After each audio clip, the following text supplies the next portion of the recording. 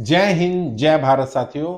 साथियों अभी मैंने कुछ वीडियोस बनाई सरफेसी एक्ट पर, तो कई लोगों ने कहा सर मेरे पास तो 138 का नोटिस आया हुआ है, तो ये 138 का नोटिस क्या है, क्या ये बेलेबल है या नॉन बेलेबल है।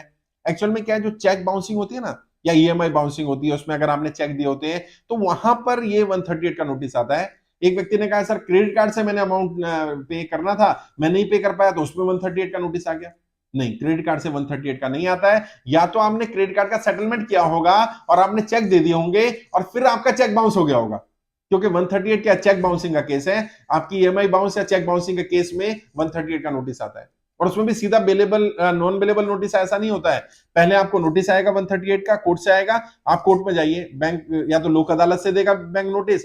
पहली बात तो उसमें 15 दिन का समय मिलता है आपको, 15 डेज बाद ही बैंक लीगल एक्शन ले सकता है। 15 दिन में अगर आप सेटलमेंट कर सकते हो, बातचीत कर सकते हो, आप आउट ऑफ कोर्ट सेटलमेंट करना चाहते हो, उसके बारे में आप जानकारी बैंक को दे सकते हैं। सेकंड पार्टी से आप बात कर सकते हैं, अगर वो लिख कर दे देता है आपको 6 महीने का 1 साल का समय जिसको आपने चेक दिया था, तो फिर वहां पर भी आपका सेटलमेंट का समय मिल जाएगा, तो 138 का नोटिस आपको दोबारा नहीं आएगा।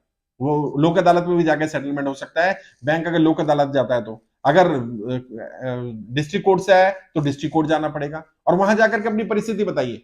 जज भी इंसानी होते हैं यार, वो समझते हैं आपकी अगर परिस्थिति खराब हुई है। आपने पर्सनल लोन लिया था तो जो सिक्योरिटी चेक लिए होते हैं वो सिक्योरिटी चेक लगा दिए जाते हैं, वो बाउंस करा दिए जाते हैं।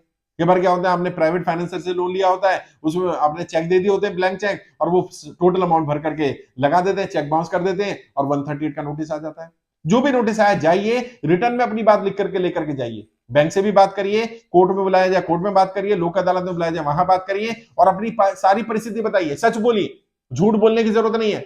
जैसे जैसे आपके साथ हुआ, जो जो हुआ वो सब बताइए। आपको सामने वाले ने किस चीज का पैसा दिया था, अभी राजस्थान में हुआ, व्यक्ति ने पैसा दिया 9 लाख रुपए और उसने चेक बाउंसिंग का केस बना दिया। वो 9 लाख रुपए किस लिए लेना चाह रहा था, चेक किस लिए लगाया, वो साबित ही नहीं कर पाया। तो कोर्ट ने उसके खिलाफ, यानी जिसने पैसा दिया उसके खिलाफ, और जिसको पैसा भरना था, जिसका चेक बाउंस हुआ, उसकी फेवर में डिसीजन दिया कि सामने वाला साबित ही नहीं कर पाया कि 9 लाख रुपए किस चीज के लिए चाहिए थे, ये चेक लगाया क्यों था, किस चीज की पेमेंट थी। तो ऐसा नहीं होता कि सामने वाला तुरंत साबित कर देगा, उसको भी साबित करना पड़ेगा। और अगर वो ये कहता है कि मैंने 2 लाख 3 लाख 5 लाख रुपए कैश में दिया था, मैंने लोन पर दिया था, मैंने इंटरेस्ट पर दिया था, तो उसके पास एनबीएफसी का लाइसेंस होना चाहिए, वरना वो ये काम कर ही नहीं सकता है। तो बहुत सारे क्लॉज हैं, अच्छा वकील पकड़ेंगे तो आपकी फिर में भी डिसीजन आएगा। और इसमें नॉन बेलेबल वारंट कब आता है, जब आपने 138 का नोटिस आया, आपने उसका जवाब नहीं दिया। 15 दिन का समय था, पहली बात तो नोटिस आएगा वकील से, वकील के नोटिस का आपने जवाब नहीं दिया। फिर 15 दिन बाद उसने लीगल कार्रवाई करनी शुरू करी, उस पर भी आपने जवाब नहीं दिया। 138 का नोटिस आया, जवाब नहीं दिया। फिर वो कोर्ट से बेलेबल नोटिस लेकर मंगवाते हैं 138 में, उसका भी जवाब नहीं दिया। तो कोर्ट ये मानता है कि आप विलफुल डिफॉल्टर हैं, आप भगोड़े, आप भाग सकते हैं। अब आपको नॉन बेलेबल वारंट इश्यू होता है।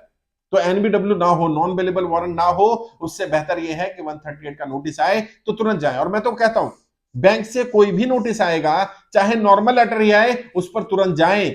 बैंक से, इनकम टैक्स से, सरकार के डिपार्टमेंट से कोई भी लेटर आता है उसको सीरियसली लिया जाना चाहिए। अगर आप विलफुल डिफॉल्टर नहीं है, आप गलत नहीं है, आपने कुछ गलत नहीं किया है, तो आपको जाने में कोई दिक्कत नहीं है। हाँ, जिन्होंने गलत किया है उनका तो साथ ना मैं दे सकता हूं, ना कोर्ट दे सकता है, ना बैंक दे सकता है, ना वकील साथ दे सकता है, क्योंकि उनके साथ तो गलत होगा क्योंकि आप गलत हैं। लेकिन ज्यादातर लोग जो डिफॉल्टर नहीं है, मैं जानता हूं 90% 95% लोग डिफॉल्टर नहीं है, उनकी परिस्थितियां खराब हुई है सरकार की गलत नीतियों के कारण। तो बताइए, लिखिए उसको। बहुत सारे लोग जब मैं मिलता हूं आ जाते मेरे पास अपनी समस्या लेकर के, लेकिन रिटर्न में नहीं लेकर के आते। मैं उनसे पूछता हूं भैया बता तो देते क्या समस्या है, मैं समाधान तो तभी कर पाऊंगा जब मुझे समस्या का पता होगा। रिटर्न में लाइए। ऐसे बैंक भी कब समस्या का समाधान करेगा, कोर्ट भी कब समस्या का समाधान करेगा, जब आपकी जेन्युइन समस्या पता होगी। और जब आप लिखेंगे तो पता चल जाएगा कि जेन्युइन है या जेन्युइन नहीं है। लोगों को पता चल जाता है, जब आप लिखते हैं तो पता चल जाएगा कि आपकी परिस्थिति ऐसी बनी थी या आप सिर्फ झूठ बोल रहे हैं। और फिर भी उसमें समय भी मिल जाता है, सेटलमेंट भी हो जाता है। और लोन माफी के लिए तो मैं प्रयास कर ही रहा हूं। लोन भी उन्हीं का माफ होगा जो जेन्युइन होंगे, जो सरकार की गलत नीतियों के कारण कर्जे की दलदल में फंसे होंगे, उन्हीं का लोन माफ करने का प्रयास करूंगा। डिफॉल्टर के साथ मैं भी नहीं, मैंने बार बार कहा है, मैं उन्हीं का साथ दूंगा जो जेन्युइन है और जो सरकार की गलत नीतियों के कारण कर्जे की दलदल में फंसे।